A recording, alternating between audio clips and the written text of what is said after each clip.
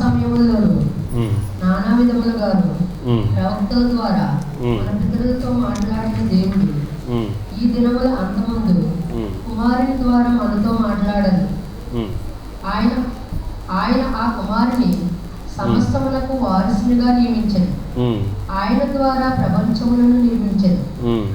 ఆయన దేవుని మహిమ యొక్క తేజస్సును ఆయన తత్వము యొక్క మూర్తిమంతమునయుండి తన మహత్తు గల మాట చేత సమస్తమును నిర్వహించుచు పాపముల విషయములను శుద్ధీకరణము తానే చేసి దేవదూతల కంటే ఎంత శ్రేష్టమైన నామం పొందెనో వారి కంటే అంత శ్రేష్ఠుడై ఉన్నత లోకమందు మహుడగు దేవుని కుడిపార్శ్వన కూర్చుండెను. ఏలయనగా నీవు నా కుమారుడవు, నేను నేడు నిన్ను కనియున్నాను అనియు, ఇదియు కాక నేను ఆయనకు తండ్రినై ఉండును, ఆయన నాకు కుమారుడై ఉండును అనియు ఆ దూతలలో ఎవరితోనైనా ఎప్పుడైనా చెప్పినా, మరియు ఆయన భూలోకమునకు ఆది సంభూతిని మరలా రప్పించినప్పుడు దేవుని వాస్తవంగా మనము చూస్తున్నటువంటి హెబ్రీలు రాసినటువంటి పత్రిక ఎవరు రాస్తారంటే అపోస్తలుడైనటువంటి పౌలు రాయడం జరిగింది. గత మంగళవారం మనం చెప్పడం జరిగింది. అపోస్తలుడైనటువంటి పౌలు ఎవరు అంటే, ఎవరైతే దేవాదేవుణ్ణి ద్వేషించారో, ఎవరైతే దేవాదేవుని విమర్శించారో, అలాగే ఆయన్ని నమ్మినటువంటి వాళ్ళని సైతము విభేదించి వాళ్ళకి ఏదో విధంగా అపకీడి చేయాలి, కీడి చేయాలి అనేటువంటి తలంపు ఉన్నటువంటి వ్యక్తి అపోస్తలుడైనటువంటి పౌలు. ఈరోజు కొన్ని స్కూల్స్లో కావచ్చు, లేదంటే ఎక్కడైనా సరే నాడు నేడు అని చెప్పి కొన్ని మనం చూస్తూ ఉంటాం ప్రోగ్రామ్స్ లాంటివి. పౌలు జీవితంలో కూడా నాడు నేడు అనేటువంటి ఉదాహరణగా మనం చూసుకున్నట్లయితే, నాడు ఎలా ఉన్నాడంటే యేసు ప్రభు వారికి పూర్తి వ్యతిరేకంగా, అలాగే దేవుని యొక్క బిడ్డలకి పూర్తి వ్యతిరేకంగా ఏదో విధంగా వాళ్ళని విమర్శించి, వాళ్ళని విభేదించి, వాళ్ళని ఇబ్బంది పెట్టాలి, శ్రమ చేయాలి అనేటువంటి తలంపు అతనిలో ఉంది నాడు. నేడు వచ్చేటప్పటికి ఏమైందో తెలుసండి, దేవుని యొక్క పరిచర్య చావైనా బ్రతికైనా సరే క్రీస్తు కొరకే, ఆయన కొరకే పరిచర్య అనేటువంటి భావనలో ఈయన ముందుకు వెళ్ళడం జరిగింది. హెబ్రీలు రాసినటువంటి ఇందులో దాదాపుగా చూసుకున్నట్లయితే 303 వచనాలు ఉన్నాయి, 13 అధ్యాయాలు ఉన్నాయి. ఇందులో ముఖ్యమైనటువంటి మూలవాక్యం ఏంటంటే 12వ అధ్యాయం 2వ వచనం, మనము కూడా ప్రతి భారమును సులువుగా చిక్కులబెట్టు పాపమును విడిచిపెట్టి విశ్వాసమునకు కర్తయ్యకు దానిని కొనసాగించేవాడినైన యేసు వైపు చూచుచు మన ఎదుట ఉంచబడిన పందెములో ఓపికతో పరిగెత్తుదాము. ఆమేన్, హల్లెలూయా. సులువుగా చక్కబెట్టినటువంటి పాపం, సులువుగా మనుషుల్ని ఇబ్బంది పెట్టే పాపం. ఆది కాండంలో సులువుగా పాపమునకు నడిపించింది. ఎవరిని? కయ్యన్ని నడిపించింది. కారణం ఏంటి? అసూయ. సహజంగా చాలామంది మనం చూసుకున్నటువంటి విషయం ఏంటంటే, ఈ పాపాలంటే ఏమున్నాయండి, అంత మంచిగా చేస్తున్నాం కదా, అందరికీ మంచిగా చేస్తాను, ఎవరికైనా నేను సొమ్ములు తిన్నానా, ఎవరికైనా నేను డబ్బు తినేసానా, నేను అసలు పాపం అనేది ఎలా వస్తుంది, ఎలా కౌంట్ అవుతుంది అని చెప్పి అనుకోవచ్చు. ఆది కాండంలో చూసుకున్నట్లయితే కయ్యను విషయంలో అక్కడ ఏం జరిగిందో తెలుసండి, అసూయ. ఒకళ్ళు చూసి ఒకళ్ళు అసూయ. ఎవరిని చూసి? తన సొంత సహోదరుని చూసేది. ఒకసారి ఏంటంటే ఒక ఏరియాలో 2 అన్నదమ్ములు ఉన్నారంట. నాన్న ఉన్నంత వరకు కూడా, ఇంటి పెద్ద దిక్కు ఉన్నంత వరకు అంతా బాగానే ఉంది, మొత్తం చక్కగా బాగానే గడిచింది.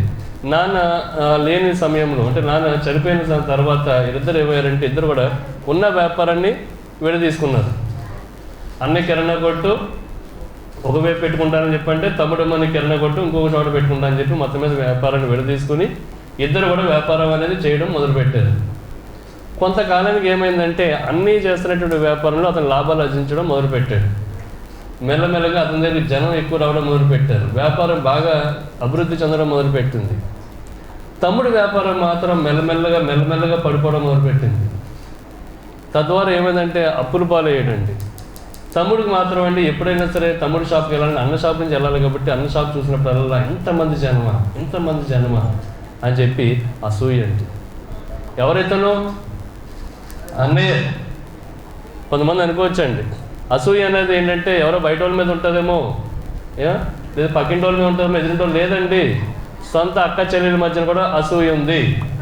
చెల్లి బాగుంటే అక్కయ్య చూడలేనటువంటి తను, అక్కకు బాగుంటే చెల్లి చూడలేని తను, లేదా అన్నయ్య బాగుంటే తమ్ముడు చూడలేని తను. ఎవరో కాదు, మళ్ళీ బయట ఎక్కడో కాదు, బయట ఊరోళ్ళు కాదు, లేదంటే మన ఊళ్ళో ఉన్నటువంటి మిగతా వాళ్ళు కాదు, తన యొక్క సొంత కుటుంబమే.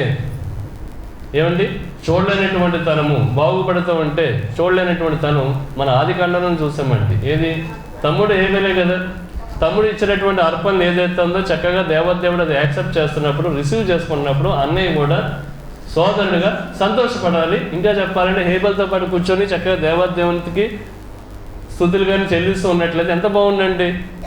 కానీ అక్కడ ఏమైందో తెలుసండి, అసూయ. అసూయ ఎంతవరకు తీసుకొచ్చిందో తెలుసండి. ఎంతవరకు మనిషిని పతనావస్థగా తీసుకెళ్ళకూడదు అంతవరకు అక్కడ తీసుకెళ్ళిపోయింది. ఈ యొక్క తమ్ముడు అండి ప్రతిరోజు కూడా అన్నయ్య బాగుపడితే చూడలేనటువంటి తను, ప్రతిరోజు కూడానండి ఎలాగోలాగా అన్నయ్యని పాడు చేయాలి, లేదంటే అన్నయ్య పాడైపోతే చూడాలని ఉంది. ఎవరు పాడైపోతాయంట, ఒక్కసారిగా అన్నయ్య కింద పడితే చూడాలని ఉంది అని చెప్పని తలంపు కలిగి ఉండేవాడంటండి. ఒకసారి అంట అతను అనుకోకుండా ఏదో ఒక దేవదూత ఒకటి కనపడి, నీకు ఏ కోరిక కావాలో చెప్పు అని చెప్పిందంట.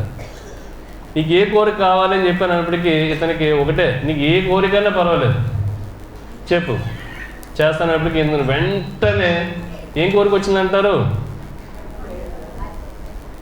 తన వ్యాపారం కూడా తను బాగుండడం ఎలాగో దానికి కావాల్సినటువంటి తెలివితేటలు కానీ జ్ఞానమో, లేదంటే దానికి సంబంధించిన డబ్బో, లేదంటే అభివృద్ధో సహజంగా అది వస్తే బాగానే ఉంటుంది.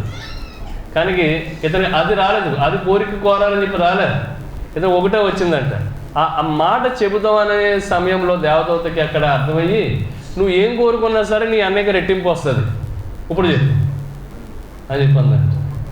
నువ్వు ఏదైనా కోరుకో, నువ్వు కోరుకున్న వెంటనే నీ యొక్క అన్నయ్యకి రెట్టింపు వస్తుంది, దాన్ని బట్టి కోరుకో అంటే ఆలోచించి ఒక మాట అన్నాడంటండి. మీరు మాట మీద నేను ఒక కోరిక అయితే కోరుకుంటున్నా అని చెప్పి, నాకు కన్ను పోవాలి ఒకటి అని చెప్పి కోరుకున్నాడంటండి. అంటే తన ఉద్దేశం ఏంటి, ఒక కన్ను పోతే అన్నయ్యకి 2 కన్నులు పోతే సరిపోతుంది అని చెప్పాను. అన్నట్టుగానే మొత్తం మీద ఒక కన్ను పోయింది. కన్ను పోయిన తర్వాత ఆ రోజు మొత్తం మీద చాలా ఆనందపడిపోయాడు. ఒక కన్ను పోతే ఆనందపడడం ఏంటో అది అర్థం కాలేదు.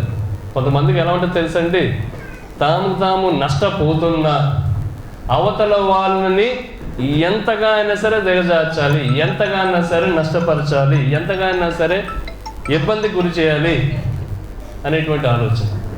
తాము నష్టపోతున్నాం అని చెప్పి తెలిసి ఉన్నా సరే, తాము నష్టపోతూ దిగుబడిపోతూ ఉన్నా సరే అవతల వాళ్ళు మాత్రము బాగుపడకూడదు, అవతల వాళ్ళు మాత్రము సంతోషం కలిగి ఉండకూడదు, అవతల వాళ్ళు మాత్రము ఆనందం కలిగి ఉండకూడదు. ఎంతవరకైనా సరే వీళ్ళు దిగజార్చాలి అనేటువంటి ఆలోచన. అతను మొత్తం మీద కనుపోయినాడు, సంతోషంగా ఉన్నాడంటండి. ఎంత సంతోషంగా ఉన్నాడో, ఎంత ఆనందంగా ఉన్నాడో కేరింది అతను అంట. ఇంట్లోకి వెళ్ళిన తర్వాత మొత్తం మీద చూసుకున్నాడు, మొత్తం మీద పడుకున్న తర్వాత తెల్లవారుజామున సరిహద్దులో ఉన్నటువంటి అన్నయ్య సంగతి మొట్టమొదటిగా నేను చూడాలి అని చెప్పాను.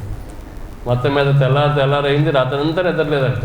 దేనికి నిద్రలేదు, ఏదో మా గొప్ప పని చేశాడా, ఏమైనా మంచి పని చేశాడా అంటే నిద్ర లేకపోతే కొంతమంది ఉంటారండి, మూర్ఖులను రంజింప చేయలేమని చెప్పని గొప్ప పని చేసే కాదు, తను కోరకూడనటువంటి ఒక కోరిక కోరి తాను నష్టపోయి అప్పటి వరకు రెండు కళ్ళు ఉన్నటువంటి వ్యక్తి కాస్త ఒక కన్నే ఉండి, ఆ తర్వాత ఉదయం లేవడం పక్కన అలికిడి వచ్చిందంట. అలికిడి అంటే అతనికి అర్థమైంది, అన్నయ్యే ఎంత బాధపడుతున్నాడో చూడాలని చెప్పని పక్కకి వెళ్ళి చూసినప్పటికీ అన్నయ్య చక్కగా పళ్ళు తోముకుంటున్నాడు. అక్కడ ఏదో పశువులు ఏమంటే అట్లకి చక్కగా గడ్డి పెడుతున్నాడు, అటు తిరుగుతున్నాడు, అంతా బాగానే ఉంది. ఇంకా చెప్పాలని అన్నయ్య కూడా చక్కగా ఉరుకులు పరుగులు వేసుకుంటూ చక్కగా దేవుని పాటలు పాడుకుంటూ అర్థం చేస్తాడు. దానికి ఏం అర్థం కాలే. అన్నయ్యకి ఏంటి, 2 కళ్ళు పోవాలి కదా, ఒక కన్ను నాకు పోయినప్పుడు ఇది కదా నాకు వాగ్దానం, ఇది కదా నా కమిట్మెంట్ అని చెప్పి మరలా ఆలోచించి ఇంకా దేవదూత ఎప్పుడు కనపడుతుందో నిలదీసి పాడేయాలని చెప్పి అనుకోవడం మొదలుపెట్టాడంట. ఇక్కడ ఒక మాట నేను చెప్తున్నానండి. ఆ తర్వాత దేవదూత కనపడిన తర్వాత అతను అడిగాడు, నువ్వేమిచ్చావు నాకు వరం, నీకు ఏదైతే ఇస్తావో దానికి సంబంధించినటువంటి రెట్టింపు అతనికి ఇస్తానన్నావు. అంటే దాని అర్థం ఏంటి? నాకు కళ్ళు పోతాను, 2 కళ్ళు పోవాలి కదా అంటే ఎవరు పిచ్చోడా? నువ్వు కోరుకునే కోరిక నీకు లాభదాయకమై ఉండాలి, నీకు మంచి కలిగి ఉండాలని చెప్పి నీకు కనపడి నీకున్న కష్టం ఏదో బాధలో ఉన్నావు, నీకు వ్యాపారం ఏదో బాగలేదు కాబట్టి నువ్వు కూడా కాస్త అభివృద్ధి పొందుతూ కావాల్సిన జ్ఞానమో తెలివో ఇవన్నీ కోరుకుంటావు అని చెప్పి నీకేదో మీ అన్నీ చేసిన ప్రార్థనల వల్ల వాళ్ళందరూ చేసిన వల్ల నీకేదో అడిగితే నువ్వు ఎలాంటి కోరుకోరో నీకు కనుపోవాలి అంటే దాని అర్థం అంటే దేవుడు పిచ్చోడు అనుకున్నావా? అంటే దాని అర్థం ఏంటి? నీ కోసం ఎవరైతే శ్రమించారో, నీకోసం ఎవరైతే పాపం ప్రార్థించారో అనే కదా, అయ్యో నా తమ్ముడు అలా నష్టపోతాడు, అప్పులు పాలైపోతాడని చెప్పి ప్రార్థన చేసినప్పుడు అతను 2 కళ్ళు పోవాలని చెప్పి కోరుకున్నావు. నీకు ఉన్నటువంటి దురాశ దుఃఖానికి చేటయింది. దుఃఖపడు. నువ్వు తప్పుడు కోరు, తప్పుడు ఆలోచన కోరు, తద్వారా ఏమవుతుందో తెలుసా? నువ్వే ఇబ్బందికి గురవుతావు అని చెప్పి వెంటనే మాయమైపోయిందంట. ఇదే మాట అండి ఆదికాండంలో కయ్యను విషయంలో కూడా ఉంది. కయ్యను దురాశ, అసూయ, మెయిన్ అసూయ. ఒకళ్ళు బాగుంటే చూడలేనటువంటి తను. ఎవరైనా సరే కాస్తో కోస్తో ఎదుగుతూ ఉంటే వాళ్ళు ఏదో విధంగా పడిపోవాలి అనేటువంటి ఆలోచన. తద్వారా ఏమైందో తెలుసా అండి? కయ్యను కాస్త అండి పాపాత్ముడిగా మిగిలిపోయాడు. అదే ఆలోచన అతను ఏబేలుకి దగ్గరుండి ఉన్నట్లయితే, ఏబేలుతో పాటు సహకరిస్తూ ముందుకు వెళ్తూ ఉన్నట్లయితే ఖచ్చితంగా దేవదేవుడు అతన్ని ముందు అర్పణ యాక్సెప్ట్ చేయకపోయినా తర్వాత యాక్సెప్ట్ చేసే దేవదేవుడు ఓకే చేసేటటువంటి ఆలోచన అయితే ఉండేదా కాదండి? అవకాశం పోగొట్టుకున్నాడు కదా కయ్యను.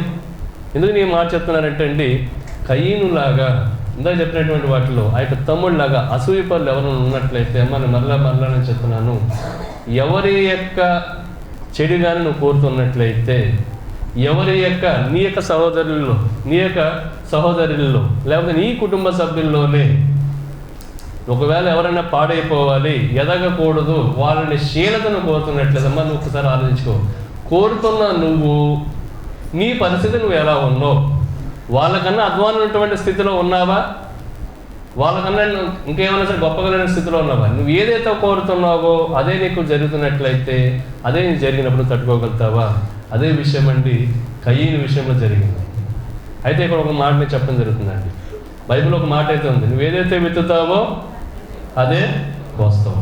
కానీ ఈ ఏప్రిల్ రాసినటువంటి పత్రికలో మరి పౌలు అతను చెడే విత్తాడు, మరి చెడు పోయాలి కదా, ఎక్కడ డిఫరెన్స్ వచ్చింది? అంతా బాగానే ఉంది బ్రదర్, మీరు చెప్పింది కరెక్టే.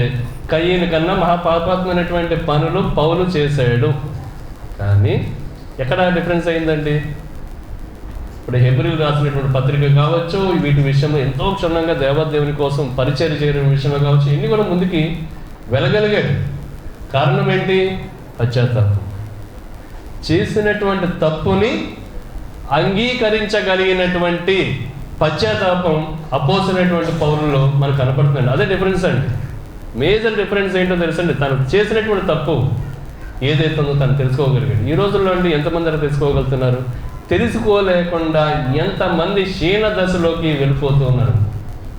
కొంతమంది అనుకుంటూ ఉంటారు, ఇంకా దేవదేవుడు నాతో పాటు ఉన్నాడు. అమ్మా, దేవదేవుడు నీతో పాటు ఖచ్చితంగా ఉంటారు. ఆయన నీ యొక్క ఆత్మ కావాలి, నీ యొక్క ఆత్మ కావాలి, నా యొక్క ఆత్మ కావాలి, కాబట్టి ఖచ్చితంగా దేవదేవుడు మనతో పాటు ఉంటారు. అయితే తగిన విధంగా జీవితం మనం జీవిస్తున్నామా? అపోసరైనటువంటి పౌలు రాసినటువంటి హెబ్రీలు ఏదైతే ఉందో ఇది మనం చదువుతున్నప్పుడు అపోసరైనటువంటి పౌలు యొక్క పరిస్థితి ఏంటి అని ఒకసారి మనం గమనించుకున్నట్లయితే కయ్యను కన్నా అధ్వానం. కానీ ఇతను యాక్సెప్ట్ చేశాడు, తెలుసుకోగలిగాడు. చేసినటువంటి తప్పు ఏదైతే ఉందో తను పశ్చాత్తాపడ్డాడు. ఒకరి మీద ఒకరు నిందలు వేసుకునో లేదా ఒకరి మీద ఒకరు చేసుకునో కాకుండా తాను తప్పు చేశాడు అనేటువంటి విషయం యాక్సెప్ట్ చేసి మరలా అండి ఏమైందో తెలిసింది, పశ్చాత్తాపడడం ద్వారా దేవదేవుడు అతన్ని కనికరించాడు. దేవదేవుడు అండి నిజంగా అండి ఆశ్చర్యకార్యాలు కానీ మన బైబిల్లో పెట్టకుండా ఉన్నట్లయితే ఎప్పుడు చెప్పినటువంటి మాట, మనం అనుకోనటువంటి ఆశ్చర్యకార్యం ఇది అసలు యాక్సెప్ట్ చేయం, అసలు ఒప్పుకోం, ఇలా జరుగుతుంది అన్నమాట విషయం కూడా మనకు తెలియదు. అలాంటి ఆశ్చర్యకార్యాలు కూడా పేతురు విషయంలో దేవదేవుడు ఆ యొక్క దోణి ఎక్కినప్పుడు అండి ఏమైందండి, పట్టలేనంతగా చేపలండి, ఎన్ని చేపలండి, అంత విస్తారమైనటువంటి చేపలు పడ్డాయి. కారణం ఏంటండి, ఆయన నిజమైనటువంటి దేవదేవుడు అని చెప్పి చేసినటువంటి అద్భుత కార్యాల ద్వారా ఈయన పేతురు గారు తెలుసుకోగలిగారు. అయితే పేతురు గారు కూడానండి దేవదేవుడు ఆయన అప్పగింపబడినప్పుడు ఆయన ఏం మాట్లాడారండి? దేవదేవుడు తెలుసని చెప్పి మాట్లాడారా? అమ్మ చెప్పాలి. అంతా బాగానే ఉంది. పేతురు గారు కొంచెం చేపలు పట్టుకునే వ్యక్తి. ఆ తర్వాత యేసుప్రభు వారు దోణి ఎక్కిన తర్వాత ఎన్నో చేపలు, విస్తారమైనటువంటి చేపలు పడటం ఈయన చూశారు. చూసిన తర్వాత సాక్షిగా ఉన్నటువంటి ఈయన, యేసుప్రభు వారి యొక్క శిష్యులో ఒకరిగా ఎంచబడినటువంటి ఈయన, అంతా బాగానే ఉంది. కానండి ఎప్పుడైతే యేసుప్రభు వారికి కష్టం వచ్చిందో, కష్టం వచ్చినప్పుడు అండి నిలబడటంలో ఫెయిల్ అయ్యింది. ఈరోజండి ఎవరన్నా సరే ఈ యొక్క వాక్యం వింటున్నప్పుడమ్మా నువ్వు మాట చెప్తున్నాను, సాక్షాత్తు యేసుప్రభు వారి విషయంలోనే ఆయనకి కష్టం వచ్చినప్పుడు ఆయన తట్టు ఉండాల్సినటువంటి వ్యక్తి, ఆయనతో ఉండాల్సినటువంటి వ్యక్తి, ఆయనకి అండగా లేదంటే నేనున్నాను అని చెప్పి నోటి మాటల ద్వారా చెప్పినటువంటి వ్యక్తి. కొంతమంది ఉంటారు నోటి మాటల ద్వారా భలే ఏమంటే పొంగేస్తూ ఉంటారు. ఏమండి నీకెందుకు నేను ఉన్నాను కదా, ఊతిదే నిజంగా కష్టం వచ్చినప్పుడు ఆలే ఎగిరిపోతారు. నీకెందుకు నేను ఉన్నాను, నడు నడు పద్ధతి నేర్చుకుందాం, ఉత్తిదే. నిజంగా సమస్య వచ్చినప్పుడు ఆలే కనపడరు.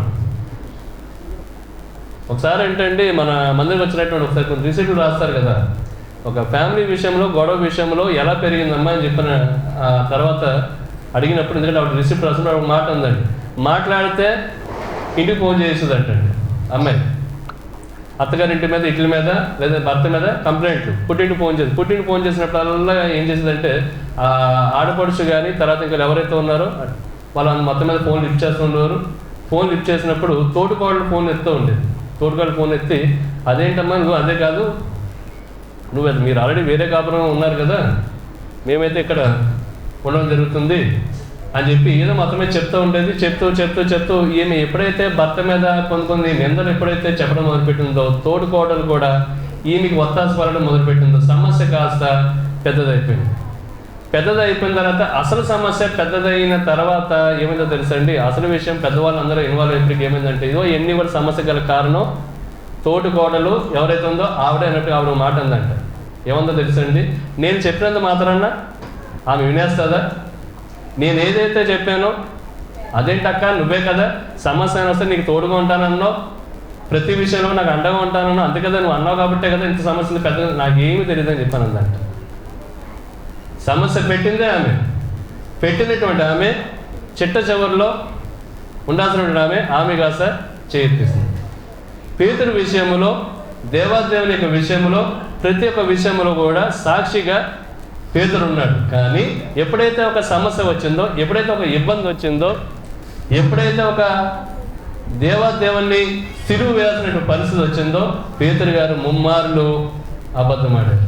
ఎవరని, ఏమని, ఆయన ఎవరో నాకు తెలియదని.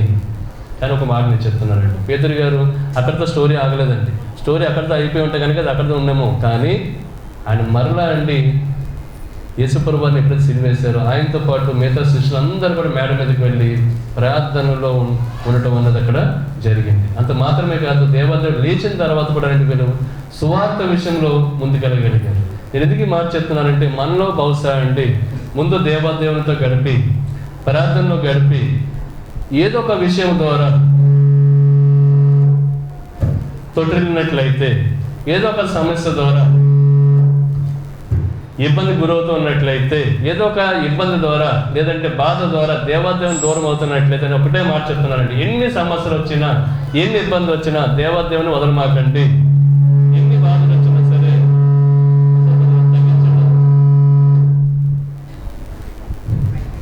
ఒకసారి తగ్గించండి. హెబ్రీ 12:2 మనము కూడా ప్రతి భారమును సులువుగా చిక్కులబెట్టు పాపమును విడిచిపెట్టి విశ్వాసమునకు కర్తయు దాన్ని కొనసాగించువాడినైన యేసు వైపు చూచుచు మన ఎదుట ఉంచబడిన పందెములో ఓపికతో పరిగెత్తదము. ఎంతమంది ఓపిక ఉండగలుగుతున్నారండి సమస్య వచ్చినప్పుడు? ఎంతమంది ఓర్మి కలిగి ఉన్నారు? ఏదైనా సరే ఇబ్బంది వస్తే చాలు, తట్టుకోలేనటువంటి తరం, ఏదైనా సరే ఒక బాధ వస్తే చాలండి వెంటనే ఏమండి దేవదేవుని వదిలిపెట్టేయడం, వెంటనే దేవదేవుని వదిలిపెట్టేసి ఇంకేదేదో మొత్తం మీద వాళ్ళే ఇబ్బంది పడిపోవడం. ఒకరోజు అంటే ఒక ఆయన ఇలాగ వెళ్తున్నారండి. ఎలా అంటే బయటికి వెళ్తూ రాత్రి అంతా మాకు అలసిపోయి పడుకున్నాడు. పడుకున్న తర్వాత అతను రాత్రి ఒక కళ ఒకటి వచ్చిందండి. ఆ కళలో ఏంటంటే అతను నడుచుకుని వెళ్తూ ఉన్నప్పుడు అది ఎక్కడంటే సముద్ర ఒడ్డున పక్కన నడుచుకుని వెళ్తున్నాడు. 2 కాళ్ళే 2 కాళ్ళతో అది నడుచుకెళ్తున్నాడు కానండి, అతని పక్కన ఉదయాన్నే నడుచుకెళ్తాడేమో, ఇంకో పక్కన వచ్చేప్పటికి ఇంకొక 2 పాదాలు ముద్రలు పడుతూ ఉన్నాయంట. సముద్రం పక్కన నడుచుకుని వెళ్తున్నాడు, ముందుకు వెళ్తున్నాడు. ఇదండి 2 కదా, నా 2 ముద్రలే పడాలి కదా, దాని పక్కన వచ్చేప్పుడు ఇంకో 2 ముద్రలు పడుతున్నాయేంటి అని చెప్పి అనుకుంటూ ఉన్నాడు. పక్కన సముద్రం అలలు వస్తానున్నాయి, చక్కగా బాగుంది అనుకున్నాడు. కానీ ముందుకు వెళ్తున్నప్పుడు నేను అబ్జర్వ్ చేసిన ఏంటో తెలిసింది, నాతో పాటు నా దేవాదేవుడికి నాకు తోడుకున్నాడు కాబట్టి ఆయన యొక్క 2 పాదాలు అని చెప్పి అనుకుని ఇంకా సంతోషంగా ముందుకెళ్తూ ఉన్నాడు. సముద్ర పక్కన వెళ్తూ ఉన్నప్పుడు ముళ్ళు వచ్చాయండి. ముళ్ళు సంబంధించినటువంటి దారులు వచ్చాయి. ముళ్ళు సంబంధించినటువంటి దారి వచ్చినప్పుడు అండి నడవడం మొదలుపెట్టాడు. కానండి అక్కడ ఎందుకో ఇతనికి 2 పాదాలు తప్ప, ముద్రలు తప్ప ఇంకొక 2 పాదాలు కనపడ్డాయి. అంతకు ముందు వరకు కూడా చాలా ఆనందపడ్డాడు. ఇదేంటి, నాకు ముళ్ళు వచ్చాయి, నా దారిలో ముళ్ళు వచ్చినప్పుడు నా 2 పాదాలే ముద్రలే కనపడుతుంది, కానీ పక్కన ఉన్నటువంటి ఇంకో 2 ముద్రలు ఇప్పటి వరకు వచ్చినటువంటి ముద్రలు ఎందుకు కనపడట్లేదు అని చెప్పి అతనే మదన పడిపోవడం మొదలుపెట్టాడంటండి. కొంతమంది లేరంటారండి, అన్నీ బాగున్నంత వరకు కూడా దేవాదేవుడు నాకు తోడుగా ఉన్నాడని, జీవితంలో అన్నీ కలిసి వచ్చి జీవితంలో మనం ప్రార్థన చేసిన ప్రతి ప్రార్థనకి దేవాదేవుడు అంగీకరించి మనకి ఇచ్చినప్పుడు దేవాదేవుడికి ఎంతో స్తోత్రం అని చెప్పి ఎప్పుడైతే మన జీవితంలో ముళ్ళులు అనేటువంటి ఒక దారి వచ్చినప్పుడు, ఎప్పుడైతే అవి గుచ్చుకుంటూ ఉన్నప్పుడు, ఎప్పుడైతే ఆ యొక్క నొప్పిని బరాయిస్తూ ఉన్నప్పుడు, అప్పుడు ఒకవేళ నీ కంటికి కానీ కనపడకపోతే ఆ పక్కన ఉన్నటువంటి పాదాలు వెంటనండి ఇరుక్కుపోయి దేవాదేవునికి వ్యతిరేకంగా మాట్లాడేటువంటి వాళ్ళు లేరంటారండి. అతను ఆలోచిస్తున్నాడండి, ఇప్పటివరకు నా పాదాలతో పాటు ఇంకో 2 పాదాలు ఉన్నాయి కదా, పాదాలు అంటే అంతా కూడా బాగున్నంత వరకు నా దేవాదేవుడు నాతో పాటు ఉన్నాడా, ఈరోజు నేను ముళ్ళులతోనే నడుస్తున్నాను, నేను ముందుకు నడవాలా వద్దా అనే ఆలోచనలో అతను పడిపోయాడు. కానీ అక్కడ ఎక్కడో కూడా దేవాదేవునికి దేవా అని చెప్పి ప్రార్థన అనేటువంటి మనసు మాత్రం రావట్లే. అంత ముందు వరకు వచ్చింది. ఈ రోజండి ఈ యొక్క వాక్యం వింటున్నటువంటి వారు ఎవరైనా సరే బహుశా ముళ్ళుల ద్వారా ఒకవేళ ఇంత ముందు వరకు సాఫీగా బాగా నడిచి ముళ్ళులు అనేటువంటి దాని మీద మీ యొక్క పాదాలు నడుస్తున్నట్లయితే ఎంతమంది మనం మన యొక్క దేవాదేవునికి ఆ భారాన్ని మనం అప్పగించుకుంటున్నాం. ఇప్పుడు ఈ యొక్క మూలవాక్యం దాని అర్థం అదేనండి. మళ్ళీ చదవండి ఒకసారి. హెబ్రీయులు 12:2 మనము కూడా ప్రతి భారమును, హెబ్రీయులకు 12వ అధ్యాయం, మనము కూడా ప్రతి భారమును సులువుగా చిక్కులు పెట్టు పాపమును విడిచిపెట్టి విశ్వాసమునకు కర్తయు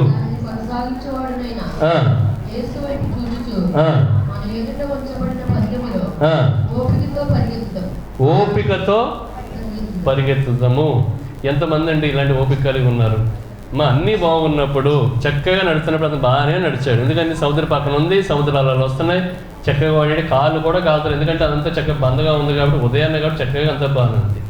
ఎప్పుడైతే ములులు అనేటువంటి గుచ్చుకోవడం మొదలుపెట్టాయో, ఎప్పుడైతే ఆ దారి కాస్త ముళ్ళ దారిగా అతనికి ఎంచబడిందో, అప్పుడు ఏమైందో తెలుసండి, దేవాదేవుని గుర్తి చేసుకుని దేవానికి స్తోత్రం అనుకోవడం కన్నా దారి ఆగిపోయాడు, ముందుకు వెళ్ళడం ఆగిపోయాడు. నాకు ముళ్ళులు ఉన్నాయి అని చెప్పాను.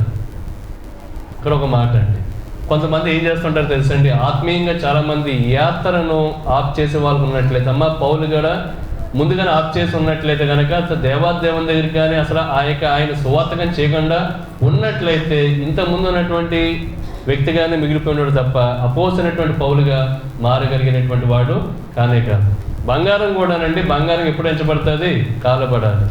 బంగారం ముందు బంగారం చెప్పి ఎవరు గుర్తుపట్టగలుగుతారా? ఎవ్వరు. మీరు ఒకసారి మీకు ఏమైనా రా మెటీరియల్ ఒకసారి ఇంటర్నెట్లో ఉంటే చెక్ చేయండి, మామూలుగా ఉంటుంది. బంగారం అని చెప్పి ఎవరు అనుకోరు కూడా.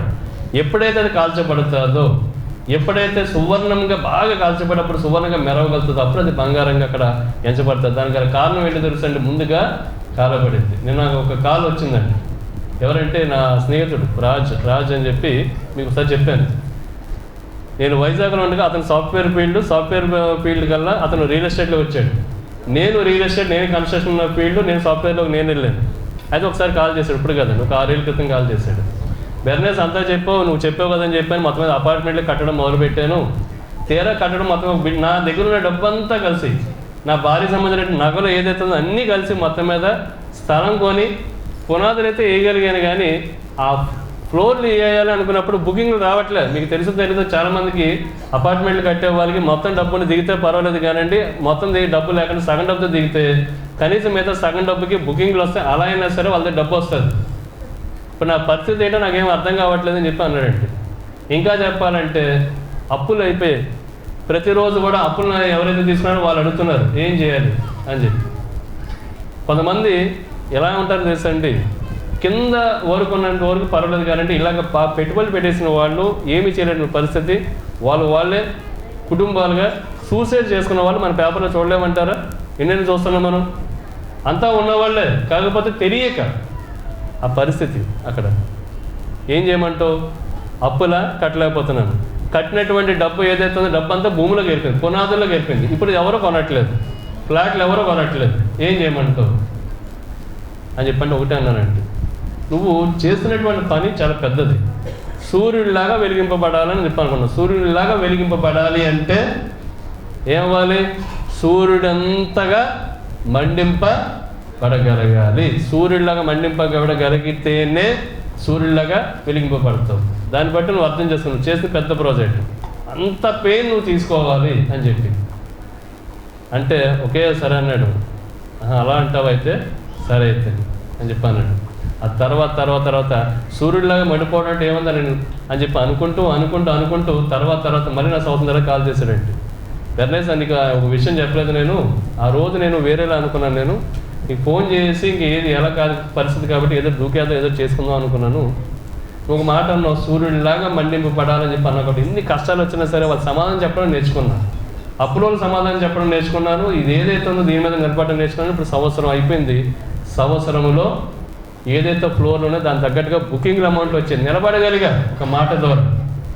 చనిపోవాలనుకున్నటువంటి నేను నిలబడగలిగా. తర్వాత అంతగా మండింపబడాలి కాబట్టి అంతగా శ్రమంలోకి కాల్చబడ్డాను. కాల్చబడిన తర్వాత ఏమైందో తెలిసినప్పుడు కంప్లీట్ అయిపోయింది. ఏంటి సంవత్సరం కంప్లీట్ అయిపోయింది అపార్ట్మెంట్ అంటే? సంవత్సరంలోనే బుకింగ్లు మొత్తం అయిపోయింది అని చెప్పి అన్నాడండి. ఎలా జరిగింది ఇది? ఒకటేనండి, మనము ముళ్ళబాట వచ్చినప్పుడు వదిలేస్తున్నామా? దేవాదేవుని యొక్క వాక్యం మనకు చెప్తుందండి. ఇలాంటి జ్ఞానం మన దేవాదేవుడు మనకి ఇస్తున్నాడు. ముళ్ళబాటగా ఉన్నప్పుడు, శ్రమల గుండా వెళ్తున్నప్పుడు, బాధల గుండా వెళ్తున్నప్పుడు నువ్వు వదిలిపాటేస్తున్నావా, లేకపోతే పట్టుకుని ముందుకు వెళ్ళగలుగుతున్నావా అనేది చాలా ఇంపార్టెంట్. మరి ముఖ్యంగా చూసుకున్నట్లయితే అపోస్తలుడైనటువంటి పౌలు దేవాదేవుని పట్టుకుని ముందుకు వెళ్ళగలిగాడు. పేతురు గారు దేవాదేవుని పట్టుకుని ముందుకు వెళ్ళగలిగారు. ఎప్పుడండి? శ్రమల్లో ఉండగా. యేసుప్రభు వారిని సిలువలో వేసినప్పుడు ఆ యొక్క 3 రోజులు కూడా ఏం జరుగుతుందో తెలియదు. వీళ్ళ భవిష్యత్తు అంటే వీళ్ళు తెలియదు. రేపు వీళ్ళ భవిష్యత్తు అంటే వీళ్ళు తెలియదు. ఇంకా చెప్పాలంటే అంత ముందు వరకు పేతురు గారి దగ్గర వచ్చినటువంటి యేసుప్రభు వారు ఉండగా పేతురు గారితో పాటు పేతురు గారి దగ్గర వచ్చినటువంటి వాళ్ళు ఎవరైతే ఉన్నారో వాళ్ళ ఎవరి యొక్క సపోర్ట్ కూడా వీళ్ళకి లేదు. కానీ శ్రమలలో ఉండగా, ఇబ్బందులలో ఉండగా, భారం ఏదైతే ఉందో 12వ అధ్యాయం 12వ వచనం మరలా అంటే మనం కూడా ప్రతి భారమును సులువుగా చిక్కులు పెట్టు పాపమును విడిచిపెట్టి విశ్వాసమునకు కర్తయు యేసు వైపు చూచు. వీళ్ళు నమ్మకంతో చూశారండి. దేవుని మీద నమ్మకంతో చూశారు. దేవాదేవుడు నా యొక్క ప్రార్థనను ఆలకిస్తారు, నాకు ఉన్నటువంటి సమస్య ఏదైతే ఉందో సమస్య నుంచి నేను దేవాదేవుడు నన్ను తప్పిస్తారు అనేటువంటి బలమైనటువంటి నమ్మకంతో వీళ్ళు ముందు చూశారండి. ఎప్పుడు? శ్రమల్లో ఉండగా, బాధలో ఉండగా, ఎటువైపు కూడా దారి కనపడనటువంటి పరిస్థితి ఉండగా పేతురు గారు చూడడం జరిగింది. ముందుకి సువార్తలోకి వెళ్ళడం జరిగింది.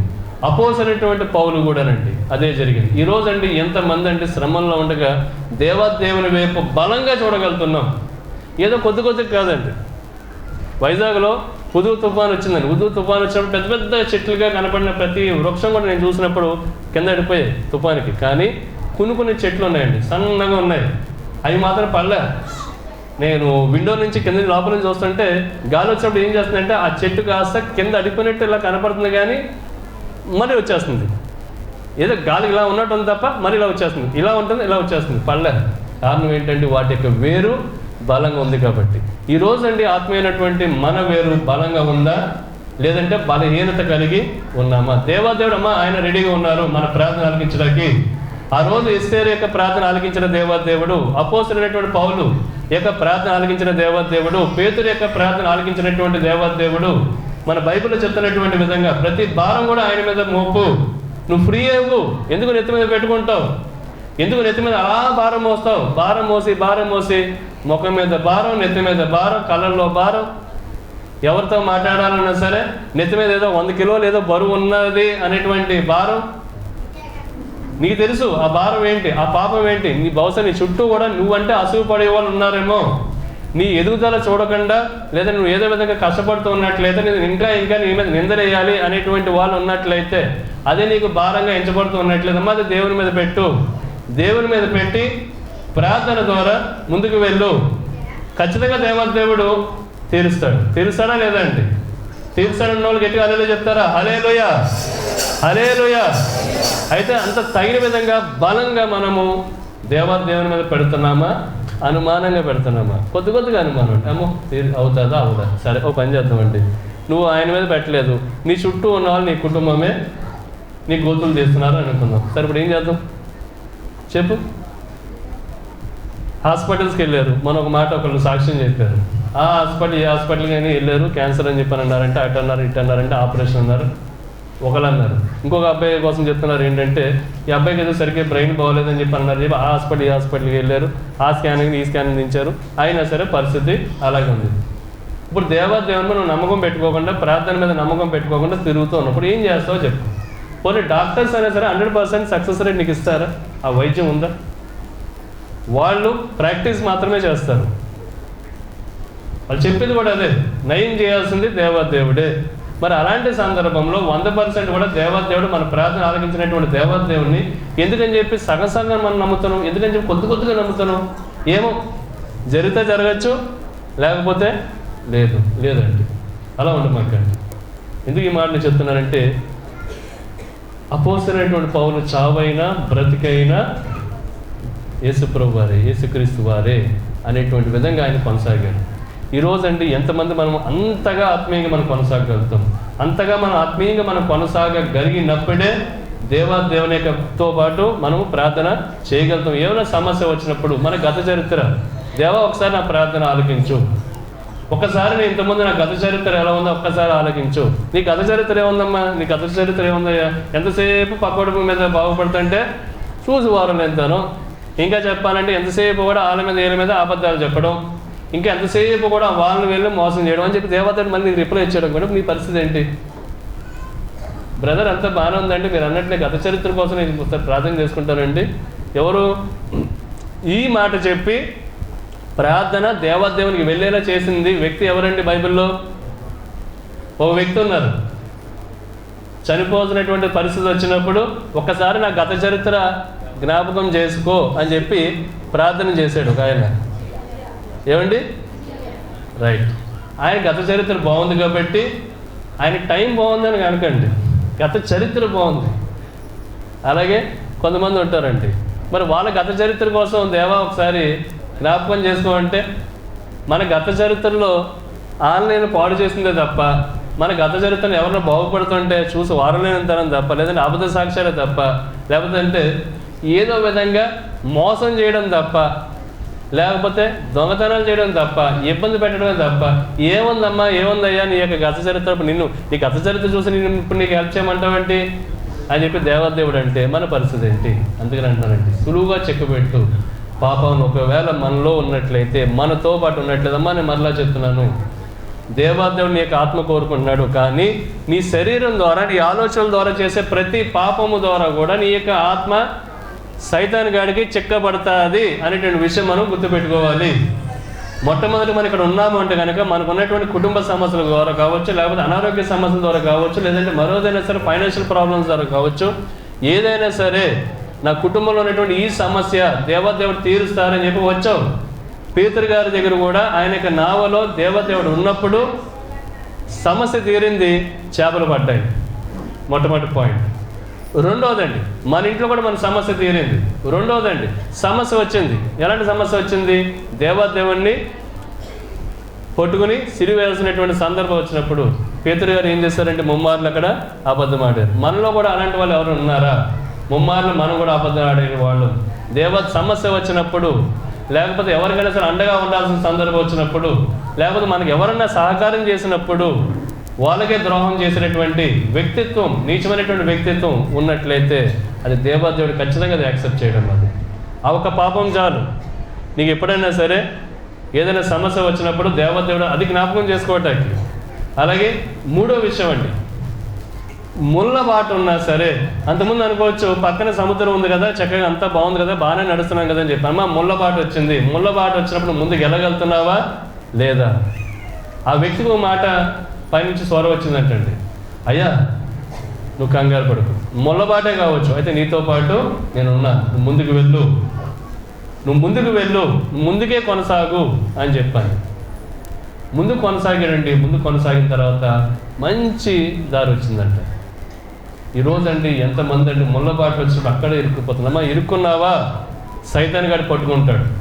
సమస్యల్లో అలాగే ఉండిపోయావా, నీ భర్తే ఒక సమస్య అయితే, నీ యొక్క భార్య ఒక సమస్య అయితే, నీ అక్క చెల్లెళ్ళే సమస్య అయితే, నీ అన్న తమ్ముళ్ళే సమస్య అయితే, ఆస్తి సంబంధించినటువంటి తగాదని నీ కుటుంబంలో ఉన్నటువంటి వాళ్ళే నీకు ఒక సమస్య అయితే, మా దేవదేవునికి అప్పగించు. నీ యొక్క ప్రతి భారము కూడా దేవదేవునికి అప్పగించు.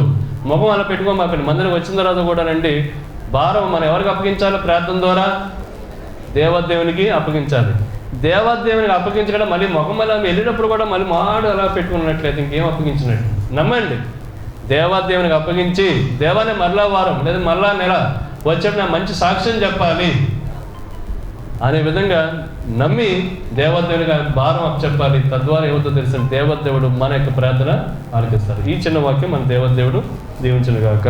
ఆమేన్. హల్లెలూయా.